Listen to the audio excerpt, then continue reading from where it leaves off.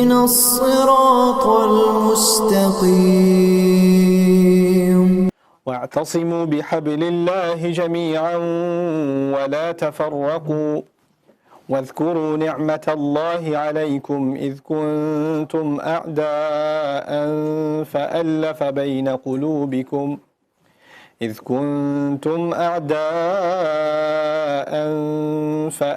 بين قلوبكم فأصبحتم بنعمته إخوانا وكنتم على شفا حفرة من النار فأنقذكم منها كذلك يبين الله لكم آياته لعلكم تهتدون رب اشرح لي صدري ويسر لي أمري واحلل عقدة من لساني يفقه قولي فالحمد لله والصلاة والسلام على رسول الله وعلى آله وصحبه ومن والاه ثم أما بعد.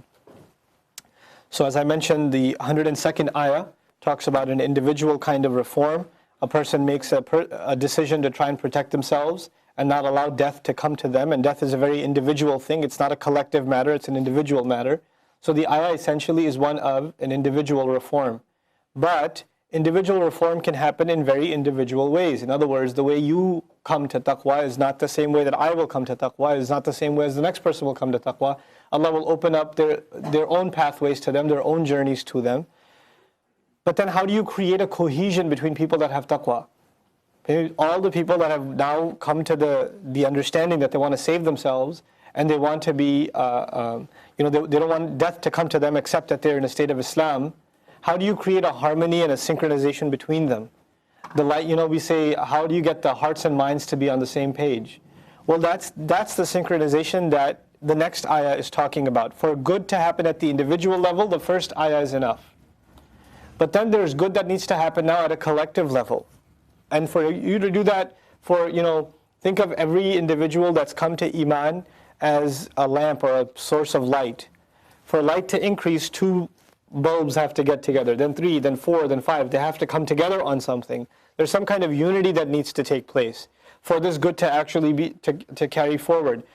I know before we even go into the ayah, the Prophet ﷺ highlights the importance of goodness when it comes from a collective in many ways. The simplest example of which is you praying individually as opposed to you praying in congregation. What's the fraction? What's the reward comparison? You praying individually at home 1 time, you praying in jama'ah, what? 27 times. Even if it's one more person. There's one more person praying with you, it's 27 times better. These are the kinds of incentives to help us understand goodness is important, but goodness in collective multiplies that goodness. And you need that. You need to be around others. So now we go back to the concept of al-i'tisam, holding on for dear life. Before it was وَمَنْ يَعْتَصِمْ بِاللَّهِ فَقَدْ هُدِيَ إِلَى صِرَاطٍ مُسْتَقِيمٍ. Whoever held on to Allah for dear life, they just wanted to let Allah guide them. And they wanted to protect themselves. Now Allah gives us the practical. How will you hold on to Allah? Well, you hold on to the rope of Allah. There are several beautiful narrations about this. For example, Ali radiallahu anhu says, Al-Qur'anu hablullah al-mateen. The Qur'an is the extended rope of Allah. Abdullah bin Mas'ud narrates, Huwa hablullah al-mamdood min as-sama'i ila al-ard. It is the extended rope of Allah from the sky to the earth. In other words, the Qur'an is described like a rope. One end of it is in your hands and the other end of it is with Allah. Right? So you're directly connected to Allah because of the Qur'an itself. Then طرفه, another hadith says, إِنَّ طَرَفَهُ بِأَيْدِيكُمْ وَطَرَفَهُ بِيَدِ اللَّهِ. One end of it is in your hand, literally, and the other end is in the hands of Allah. So, previously I said you want to be holding on to Allah, but that's a very abstract thing to say. How do you hold on to Allah? How do you hold on to God? And now it gives you a more practical. Hold on to all collectively now. وَاعْتَصِمُوا بِحَبْلِ اللَّهِ. Hold on to the rope of Allah. Now the hal that's given is jami'an. Hold on for dear life, for protection, to the rope of Allah altogether. Altogether means all of you altogether, also means the book, all of it. Don't hold, jami'an could refer to the habl and it could refer to all of you. So hold on to the entire book, also hold on all of you altogether to the rope of Allah. Now what does that do? When people are holding on to the same rope, just imagine that image, a bunch of people holding on to the same rope. Doesn't that necessarily mean that they are closer together? Yeah, it does. And doesn't that necessarily mean that their direction is the same? Because a rope, at the end, is either you're pulling at it or you're climbing up on it. Their direction has now become the same. They've been unified in purpose. What the Quran does, when people can be unified on the platform of the Quran, their thinking starts becoming a certain way.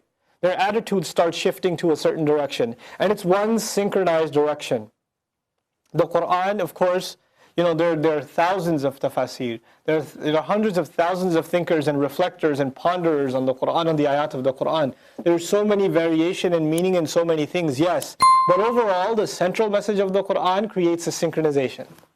Doesn't matter if you're reading the Ibn Kathir, or reading the Tabari, or you're reading just a translation, or you're listening to this dars, or whatever you're reading, in the end, the Quran will become a source of unifying people.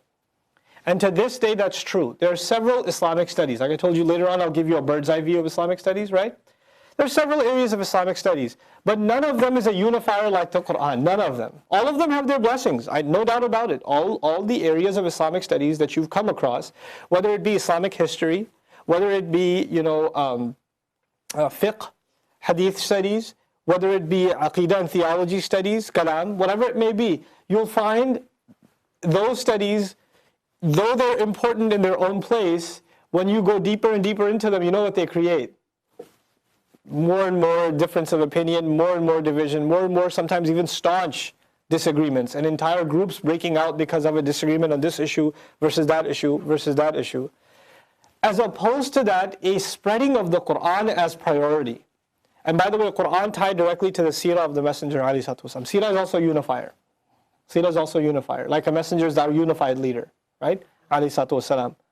What it does is, it doesn't even matter what background you're from. Some of you listening to this have been exposed to Islam in very different ways, from very different scholars, from very different backgrounds. Yet we have a common thread, and that is Allah's book. It's a common thread, it's a unifier across the board. When Allah talks about the importance of taqwa, it doesn't matter what school of thought you come from, taqwa is taqwa. When Allah Azza wa Jalla talks about the akhirah and you worrying about not dying except in a state of Islam, then it doesn't matter what background you come from, it's a unifier. All of those things start becoming irrelevant and you start feeling a sense of cohesion with others, unifying you through the word of Allah itself. This is holding on to the word of Allah for dear life. It creates a sense of, again, a likeness of thought and a likeness of minds. This is also, I consider this, just departing from this conversation for just a quick minute, I consider this base education. I feel personally, Allahu A'lam, I feel, we have the need for ulama and traditional Islamically knowledgeable individuals in different areas of Islamic sciences, and that's always going to be there. But as a major component of reform in Islamic society, we need something else too, in addition. Not instead, but in addition. So please hear my statement with that qualification. In addition to the areas of scholarship, we need a generation of educated Muslims. You should be sufficiently educated in above and beyond that, or actually even before those two things, you should be sufficiently educated in personal fiqh and adab. And I probably put adab even before I put personal fiqh. Adab would be mannerisms, dealings with people. How do you deal with a teacher? How do you deal with parents? How do you deal with family? How do you deal with co-workers? How do you deal with Allah in prayer? Your mannerisms, your character. That would be the first area of concern and study. And then acts of worship as they are to be performed properly.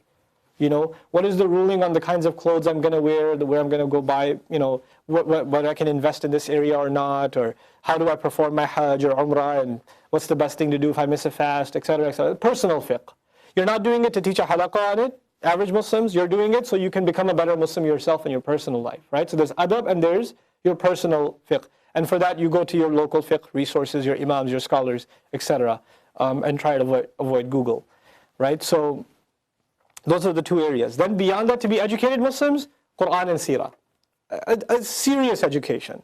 A serious education in the Quran and Seerah, that's a lifelong thing. I think people should read one Seerah of the Prophet every year, alayhi salatu wasalam. Don't ask which one, read all of them. Just read all of them. Pick one every year and just go through it. And once you're done, go start over again.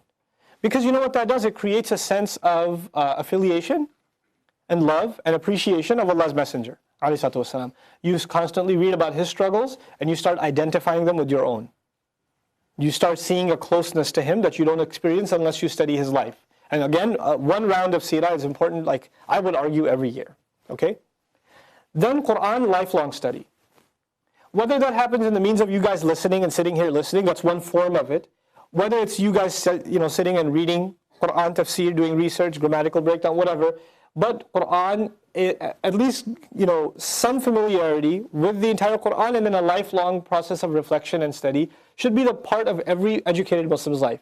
Now, in conjunction with that, that's one half the education. The other half of the average Muslim's education is we should understand contemporary thought, sociology, anthropology, psychology, political science. We should be aware of major ideas that are prevalent in our society, and we should understand how our religion responds to those ideas. We should know the age in which we live. That's part of being educated. That's part of being educated. And it's only when we understand those things and we understand how our text interacts with those sciences, with those fields of knowledge, then our religion becomes alive. It becomes relevant not just to us, but to all of society. And then that will, guide our whatever career path you take. You'll have a clearer picture of how it is that your deen is supposed to bring betterness, goodness to society. So on the one hand, there's human thought, and on the other hand, there is this Islamic education. And you can't really isolate the two of them. You really do need them together. That's why when students ask me personally, what should I say? I want to study Islam. What institution should I go to? Go to your local college. Get a degree in sociology. Get a degree in psychology, anthropology. Study stuff, political science, history. Study this stuff. It's important. You should have a base education. And then study Islam too. Absolutely. Study Quran, study Seerah. This conjunction is really important. It creates a wholesome human being. And I know if we go too far into those things, it can take you off the deep end also. It can. So it's good to have people that have already gone through it, like some of the people I consider mentors, like Professor Umar Muzaffar I was mentioning today, right? Because they've gone through academic studies, and I can tell them, look, Umar Bhai, can you just tell me stuff I need to be on top of? Because I'm not going to go do a PhD in sociology, but is there at least, I'm studying Quran most of my day, or when I'm studying Quran, so are there some other things I should be aware of? And since he's in that area, he could say, okay, at least read these articles. At least be aware of this stuff, and the Muslim response to this stuff, So inshallah ta'ala, I hope to, in conjunction with him and some others, to be able to produce at least a mini curriculum of here's what a well-rounded, educated Muslim knows about the world, about the contemporary world, and how Islam responds to it, in conjunction with their study of Islam and the Seerah and the Quran, etc., etc. So this would be base education. And that would create a kind of an agreement that doesn't have to be debated. We would just be thinking along a certain line, right? We would have a certain wavelength of maturity in our thought. And then, inshallah, it will manifest itself in creative projects. Wonderful things will come out of it. We all don't have to do the same thing. It'll come out in different ways, but it'll all be inspired by the same thing, by the same revelation, by the same seerah of the Messenger, sallallahu alaihi wasallam. So anyhow, وَاعْتَصِمُوا بِحَبْلِ اللَّهِ جَمِيعًا. Hold on for dear life to the rope of Allah altogether and to all of it. وَلَا تَفَرَّقُوا. وَلَا تَفَرَّقُوا is actually وَلَا تَتَفَرَّقُوا. تَفَرَّقَ يَتَفَرَّقُ تَفَرُّقًا فَهُوَ مُتَفَرِّقٌ, right? الأمر منه تفرق والنهي عنه لا تتفرق والجمع منه أنتم لا تتفرقوا. And then one of the ta'as is taken out because it's redundant. You're allowed to do that in sarf. You can say لا تتفرقوا or you could say لا تفرقوا. But what's the rhetorical difference? Well, لا تتفرقوا, don't fall entirely into disagreement. Allah says, La tafarraqu, don't even fall into disagreement partially, not even a little bit.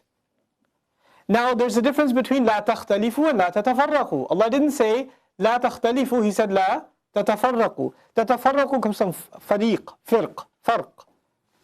Farq means this separation. Fariq, a separator. Fariq, a faction that cuts itself off. Don't become factions.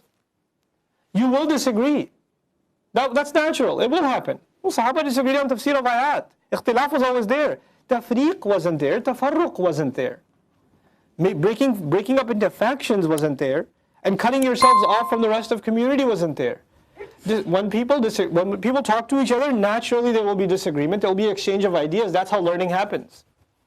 Some of our greatest schools of thought are developed by scholars who disagreed with their teachers to develop their own schools of thought. They were born out of disagreement, right? But that wasn't tafarraqa. This is not tafarruq. It's not tafarruq. So, la tafarruq, don't even divide yourselves up even a little bit. Don't become factions. The way that manifests, we have to talk about this in practical, immediate reality also, right? Don't make your allegiances to an organization or to a label or to a logo or to a group. Those things can help you serve Islam, yes. There can be a charity organization that does a great cause. It's a youth group that does a great thing. It's an MSA that does great work. It's a masjid that does a great work. You know, it's a da'wah organization. It's an educational institution. They do great things. But our allegiance is not to these labels. Our allegiance is to a greater cause. And you know when you can check? When you start seeing the progress of another label as competition, and you start saying, hey, those guys are coming out, that's not good. They're coming over here, they had a bigger program? Oh, that can't be good. Then you know that your allegiances are not to the deen itself, and you see other groups as completely separate from your own. This is tafarruq. This is by definition what tafarruq is. We're supposed to welcome other efforts, even if they're happening in the same field, and say, Allahu yajma'u baynana, may Allah cause unity among us. The more the merrier. We shouldn't look at, and some people look at different organizations and say, why do we have so many different organizations? It's a problem. It's like, no, actually it's not a problem. Organizations are a means to unity. They're the stepping stone to eventual unity. Look, I'll put it to you a simple way. If all Muslims on a map were represented by a red dot, let's pick a nicer color, a green dot, okay? All Muslims on the map are represented by a green dot. Then some Muslims came together and formed an association, whether it's a masjid, a Sunday school, an Islamic school, a charity, whatever. So it became one big dot, right? Now if all Muslims were somehow affiliated with some kind of organization, overall, do you see more or less dots? You see less dots. You see less dots. Organizations, communities, are not a means of creating more disunity. They're actually decreasing the dots. They're actually a stepping stone to unity if those organizations have the right intention. They understand the spirit of mutual cooperation. They understand that they're part of a very large picture. They don't have all the solutions in their hand. There are other institutions, other individuals, other organizations that are doing equally important work in other areas. And they have to work with each other. That understanding will be there if you hold on to the rope of Allah. If you hold on to the Quran, you'll know the mission is grand, and I'm just trying to do this one little thing within that large mission, right? And if you don't have that holding on to the rope of Allah, then everybody will be territorial and competitive, and they'll advertise against one another and speak trash about each other and this kind of thing. And that's unfortunate because it's against the spirit of our deen. And even if you wholeheartedly disagree with some efforts, you say, well, they're not doing the best thing. Are they doing anything good? Yeah, but it could be better. Okay, well, leave them alone because you could be better too. So why don't you learn to take the good and just be quiet about the bad and make dua for other efforts? You know, we're very good at pointing out the flaws in other efforts. Very, very good. And we're the last to pick out the goodness in them, right? If there's even an ounce of good coming out of it, you should be quiet. You don't know what is worth through Allah. You don't know. You just appreciate the good and leave the rest. You don't even have to, I'm just saying, I love that. I'm just saying.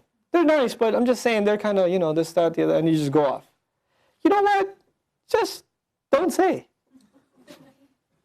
And my favorite one after that is, I'm not saying anything, but, and then they say something. But you said you're not saying anything. Then don't say anything. Don't even say, I'm not saying anything, because that's also saying something. Just don't say anything. If you don't have anything good to say, just leave it. Just leave it. Leave it be. May Allah create good out of it. So this is what, وَلَا تَفَرَّقُوا